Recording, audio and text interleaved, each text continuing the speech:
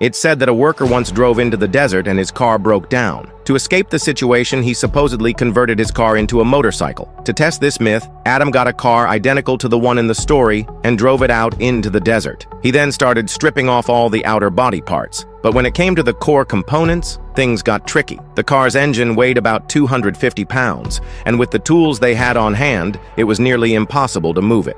Ideally, for a motorcycle conversion, you want the engine positioned in the center of the frame to keep the balance as stable as possible. That's when Jamie came up with an idea. He suggested removing two of the wheels and repositioning them, one at the front and one at the back. Then they'd press the engine's output shaft directly onto one of the wheels. So when the shaft spins, the wheel underneath spins as well, but in the opposite direction of the engine's rotation. That means the back of the car effectively becomes the front after the conversion. Fortunately, the car was a 1935 model with a relatively simple structure, so they managed to complete the conversion in just 2 hours. They reattached the steering wheel and rigged a makeshift throttle system using steel wire. Since the gear shift and brakes were on the same side as the engine, one person had to sit up front to steer and give directions, while another had to sit in the back to control the gears and brakes. During the first test run, Jamie handled the steering, while Adam managed the gear shift from the back. The motorcycle did manage to start, but with all the weight concentrated in the rear, keeping it balanced was extremely difficult,